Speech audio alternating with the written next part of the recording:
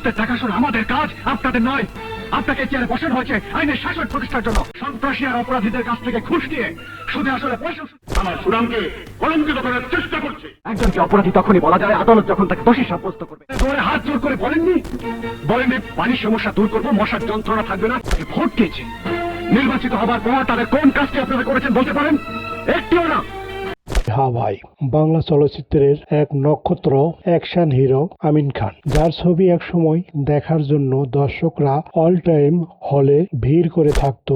School college পড়ুয়া ছাত্র ছাত্রীরা স্কুলে বই খাতা রেখে আমিন খানের ছবি দেখার জন্য হলে যেত, এরকমও রেকর্ড রয়েছে। আর অ্যাকশন ধর্মীয় চলচ্চিত্র আমিন খানের এক টানটান উত্তেজনা, ডায়লগ বলার ধরন, অ্যাকশন, গান সবকিছু মিলে আমিন খান 100 ছিল। চলুন আজ আমরা আমিন খানের একটি অ্যাকশন ধর্মীয় ছবি নিয়ে কথা বলবো। চলুন শুরু করা যাক। একজন টোকাই কিভাবে সবার চোখে একজন হিরো হয়ে উঠল। 2003 সালে মুক্তিপ্রাপ্ত আমিন খান অ্যাকশন ধর্মীয় সিনেমা টোকাই থেকে হিরো আজও অনেক দর্শকদের মনে জায়গা করে আছে। কিন্তু এই সিনেমার এমন কিছু তথ্য রয়েছে অনেকের অজানা আজও। ভিডিওতে জানবেন ছবির অভিনেতা, অভিনেত্রী, মুক্তির সাল, পরিচালক, কাহিনী এবং আরো অনেক অজানা তথ্য।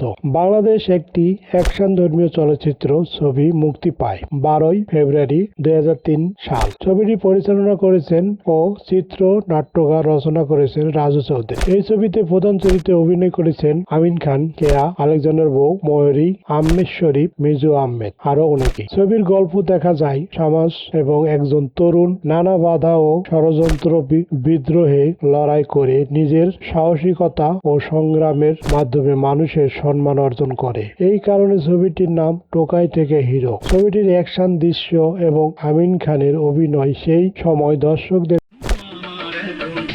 কাছে বেশ প্রশংসিত হয়েছিল।